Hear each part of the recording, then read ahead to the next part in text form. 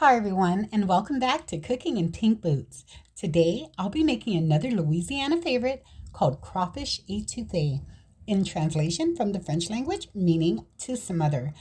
Why don't you take a moment to really look at this mouth-watering dish? Now, allow me to show you how it's done. So grab your boots and let's get cooking.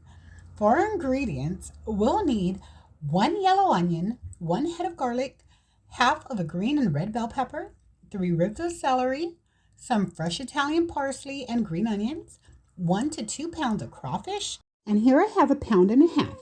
And I'm going to be using leftovers from yesterday's crawfish boil because I will be using the shells to make my own homemade crawfish stock. But you can always use the frozen Louisiana crawfish tails sold at most, if not all, Walmarts. Just be sure it has the fat on them. That just adds so much flavor. All right, moving on to some all-purpose flour, vegetable or chicken broth, some butter, fresh or dried thyme and bay leaves, cayenne pepper, paprika, Tony's Creole seasoning, some black pepper, sea salt, chicken bouillon, and if you're not going to make your own crawfish or shrimp stock, I suggest you use a shrimp bouillon. It adds a tremendous amount of flavor, almost as if you made a homemade stock. Now, this ingredient can be found at some Asian stores or ordered through Amazon or Walmart online. Okay, let's move on. Now, to serve this etouffee, it's almost a complete must to serve it over some steamed white rice.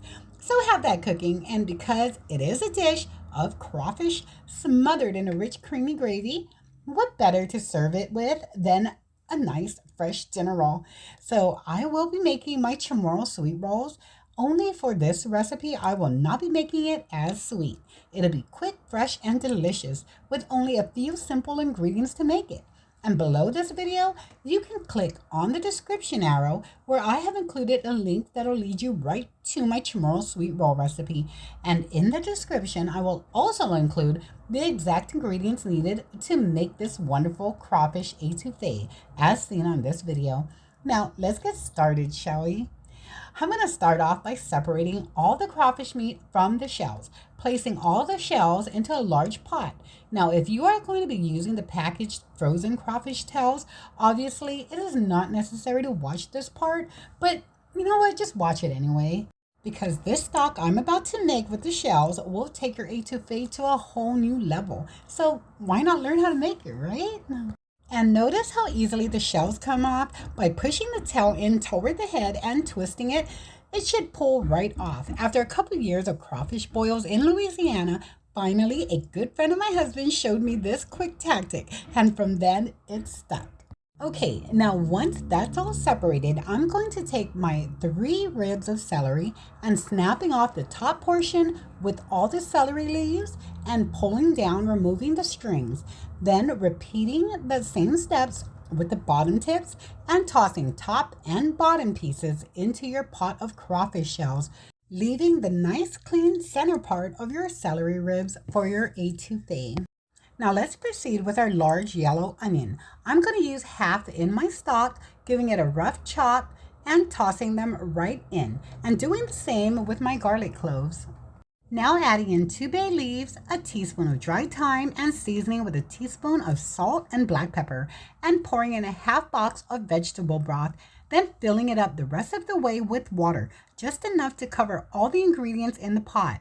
Then dropping in a tablespoon of lemon juice and putting the lid on, setting my heat to high. As soon as it reaches a boil, dropping down the heat to medium-low, cooking for about 30 to 45 minutes. Meanwhile, I'm going to chop my vegetables for my etouffee. Now, wasn't that quick? All right, here I have the remaining half of my yellow onion, the remaining of my clean celery ribs, a half of a green and red bell pepper, and the remaining half of my garlic. Once again, the exact ingredients and measurements for my crawfish etouffee will be in the description box below. Alright, now I just added all my vegetables in one medium-sized bowl because I will be cooking them down all at once. And it looks like my crawfish stock is ready. Oh, it smells so good right now. Alright, now I'm just going to pour that right through a strainer, getting all that flavorful stock and discarding all that remains in the pot.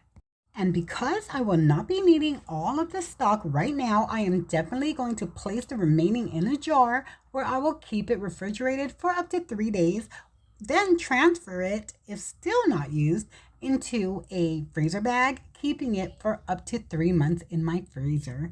Now let's get started with our etouffee.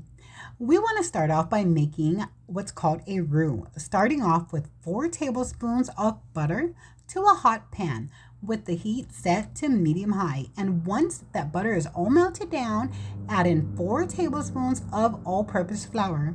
Now, if your roux seems a bit dry, like mine does right here, no worries. It happens to the best of us, as you can see. Just add more butter, or as I do, come in there with a few tablespoons of olive oil till we get a loose, wet consistency as seen on the video. Now, you want to cook it until the color darkens like peanut butter.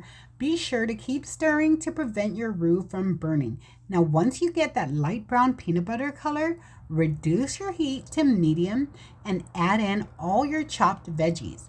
And continue to stir till they have softened just a bit. Then add in your spices, starting off with a teaspoon of paprika, a teaspoon of cayenne pepper, and a teaspoon of Tony's Creole seasoning. Now give it a quick mix and add in 2 cups of that crawfish stock and 1 chicken bouillon cube. Oh my gosh, this smells absolutely delicious. All right, now as soon as that boils, it's going to thicken up nicely. Now reduce your heat to medium-low and cook till your veggies are soft, and be sure to be stirring every couple of minutes to keep it from burning. Okay, now that your veggies are softened and the gravy is set, it's time to add in your crawfish. Now you only want to cook these down till they are heated through. Cooking on low heat with the lid on for about 7 to 10 minutes, stirring occasionally, and be sure not to overcook these little guys. Now let's see some results. And here we are. Once again, take a moment to just look at this. Look at how rich and creamy this gravy is, and just imagine how much flavor went in from that crawfish stock alone. You just have to know, this is definitely a must-try dish. All right, now let's just top it off with some fresh green onions and some fresh parsley, and it's time to indulge. This dish is one that you and the entire family is going to love. Well, I hope you all enjoyed this video of my crawfish etouffee, and please don't forget to like and subscribe to my channel so you don't miss out on any upcoming videos with me, Charlene, from right here in my kitchen, where every day I'm cooking in pink boots. With her, of course. Bye.